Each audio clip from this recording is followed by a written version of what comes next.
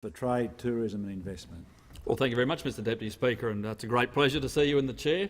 I always enjoy an MPI. It's an interesting process, and certainly, like everyone, I use the normal sort of process. You have a look and you listen to those opposite, you take a few notes for a couple of minutes and then you counter that and you deliver your own message. So I listened very closely to the member for Chifley. 10 minutes. 10 minutes. And what did we hear? I heard a litany of complaints. I didn't hear a single idea, not one. I thought, well, this is actually a serious issue. This is a serious issue. I know it is in your electorate. It's certainly in mine. So I thought that perhaps I could come and hear something important from the member for Chifley, but no, all we got was a litany of complaints. Don't have such high expectations. No, I won't have high expectations. I certainly won't have it again. But the member for Cunningham came in to talk about worker exploitation. But can I tell you, as you know, Mr Deputy Speaker, the people on this side actually did something about worker exploitation. I know because I was one of them. We delivered Task Force Kadena. We delivered the Migrant Workers Task Force. We delivered the extra $20 million to Fair Work to help them crack down on the people that are doing the wrong thing. Yep. Now, I didn't see any sign of the unions, not one. What we saw from those opposite, when they were in government for many, many years, were more reports. More reports, more reports, more reports. So we have taken real action. Now, once again, when we look at the front bench of those opposite, what we see is the Ministry for Complaints, Mr Deputy Speaker. The Ministry for Complaints.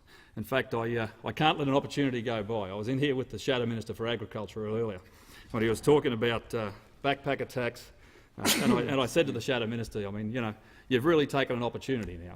This is about your time in the sun. It's not about an outcome for the people we are here to represent. It's about you. Because where has he been? He has been hiding away on the far corner with nothing to say for a long period of time. In fact, he dragged out a list of rural members. He was a few short. He got to 20. It wasn't quite enough. So I did suggest to the Shadow Minister for Ag that I'd send him a map. He could perhaps use that to help him find his way in rural Australia, to actually talk about what agreed positions mean, the NFF, all of those types of things. I mean, we took months of consideration, months to talk to those stakeholders, and what happens? They blow it up. What did they come up with? 10.5%. Now, it didn't come from anything real. You just made it up. And this is about jobs. This is about jobs. Because when you look at those issues, they took advice from Senator Lamb. Can you believe it? I mean, we had the member for Rankin. We had the member for Rankin here, right? That absolute bastion of economic advice, who gave us so many outcomes for this nation. Absolutely terrible. But when we get round to it, what we need to do is we need to deliver better and stronger economies. And how do we do that? We do that with trade. We do that with trade. Because on this side of the House, we focus on things that deliver long-term employment opportunities. We have signed up free trade agreements with Japan, with South Korea, with China. In fact, agriculture, at some $46 billion worth of exports, is now second only to iron ore. And that delivers jobs. That delivers jobs.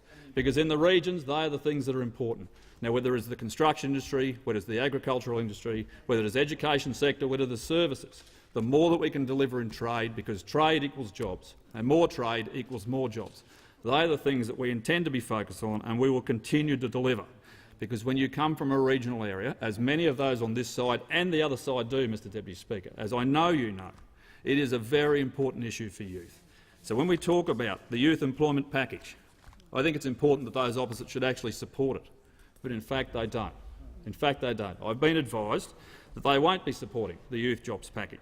$840 million over 4 years. $840 million. Now, as someone who was an employer, who came through the system, who was an apprentice, who worked his way through to become a tradesperson, put myself through university, bought farms, owned small businesses, actually employed people, right? They need to have those basic skills. Every employer I talk to tells me that they will give our youth an opportunity, but they need to have the basic skills. They need to show up on time. They need to be prepared for work. They need to want to be there. They need to be willing to put their phone down for a few hours. And this program will provide those opportunities. 6 weeks of training to get them job ready. Prepare. Work experience, 30,000 internships for up to 25 hours per week, $200 extra for job seekers, $1,000 up front for business for the risks that they take, for the things that they have to do. Because it is not free to employ people. You actually have to put importance and value into what they do. The youth bonus wage subsidy, $6,500 if they hire an eligible job-ready job seeker. Mr Deputy Speaker, I know you come from an area where this is an issue. We are doing real things. As a government, as a coalition government, we are delivering for our people, we are delivering for the regions, we're certainly delivering for those who are seeking a job. Certainly the youth employment package is a great component of that. Thank you. I call him